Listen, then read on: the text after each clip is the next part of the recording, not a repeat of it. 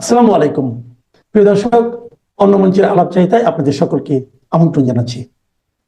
আসসালামু আলাইকুম দর্শক, খুবই গুরুত্বপূর্ণ একটি সংবাদের কারণে এত রাতে আপনাদের সামনে হাজির হতে হলো। সরকারের গুরুত্বপূর্ণ প্রভাবশালী অন্যতম উপদেষ্টা আসিফ মাহমুদ সজীব ভুঁইয়ার বিরুদ্ধে চাঁদাবাজির খুবই গুরুত্বপূর্ণ একটি প্রমাণ আমাদের সামনে এসেছে।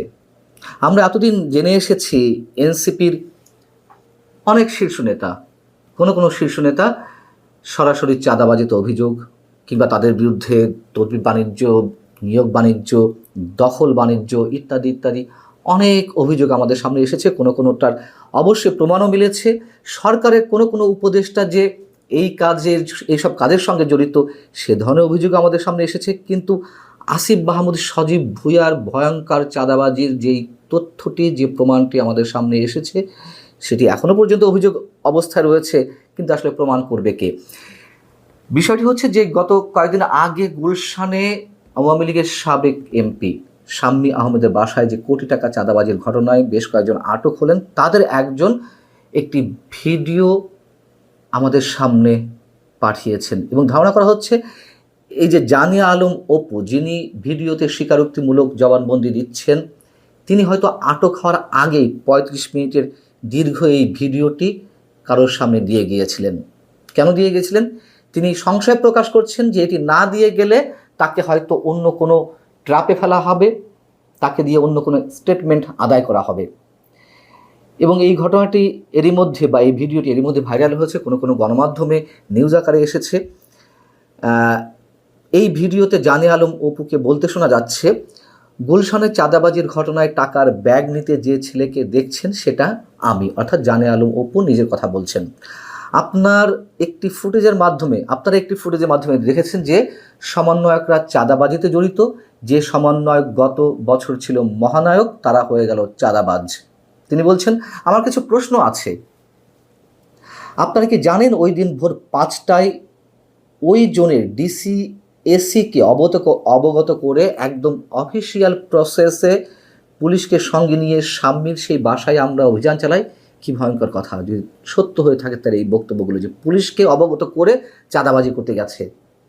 আপনারা কি জানেন সেই অভিযানে যাওয়ার আগে গুলশানের কোনো একটি জায়গায় উপদেষ্টা আসিফ মাহমুদের সঙ্গে আমার কথা হয়? মিডিয়ায় সেই বিষয়টি নেই কেন? আগের রাতে অভিযানের বিষয়টি মিডিয়ায় ধামাচাপা দেওয়া হলো কেন?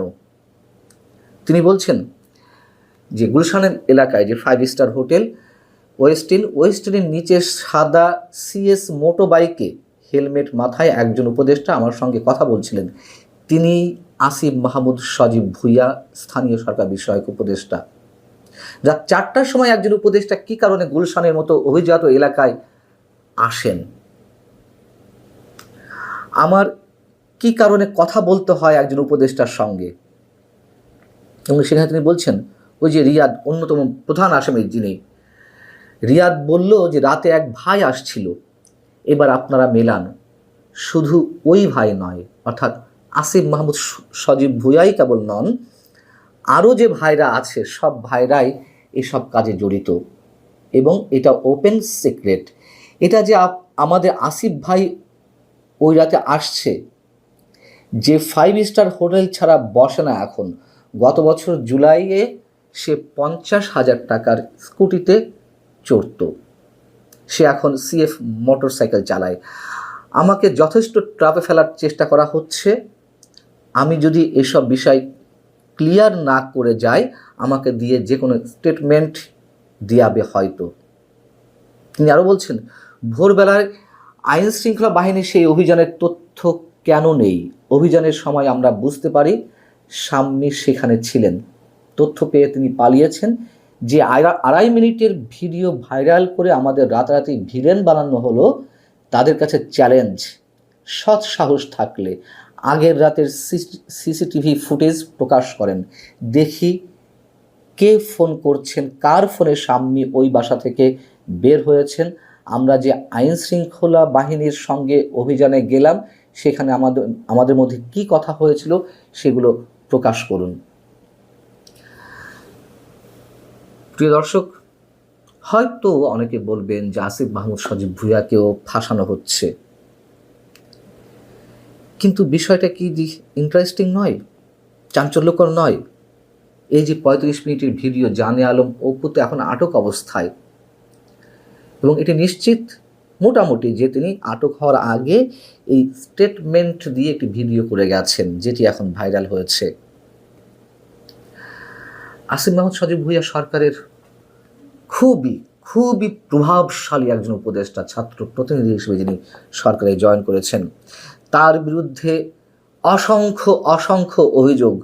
আমি একটু আগেও যে ভিডিওটি তার সম্বন্ধে দিয়েছি, তিনি নির্বাচনে ঘোষণা দিয়েছেন তিনি প্রার্থী হবেন, কোন দল থেকে প্রার্থী হবেন সেটি যদিও পরিষ্কার করেননি, কিন্তু পুরো কথা হচ্ছে যে সরকারি উপদেষ্টা পদের থেকে তিনি বলছেন নির্বাচনে লড়বেন, সেই ব্যক্তি এখনো পর্যন্ত কেন, কিভাবে এখনো মন্ত্রী পদমর্যাদায় উপদেষ্টা পদে থেকে যান?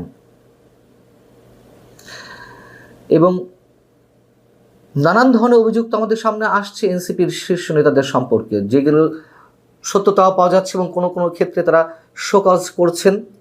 কখন করছেন? যখন অভিযোগগুলো ভাইরাল আকারে ছড়াচ্ছে, শুধু অভিযোগ নয়, তথ্য প্রমাণ সহ, তখন তাদেরকে শোকজ করা হচ্ছে।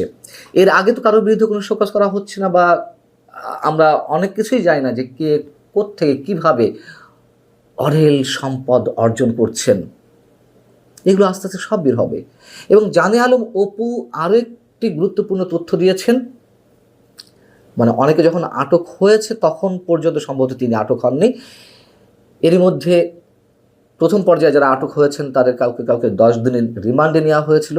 জানে আলম অপু বলছেন যে 10 দিনের রিমান্ডে, চাঁদাবাজির ঘটনায় 10 দিনের রিমান্ডে নিতে হয় কি জন্য? কোনো আসামিকে তিনি কি হত্যা করেছেন, হত্যা মামলার আসামি? কথাটি খুবই যুক্তিসঙ্গত, এবং তিনি ব্যাখ্যা দেওয়ার চেষ্টা করছেন এজন্যই 10 দিনের রিমান্ডে নেওয়া হয়েছে।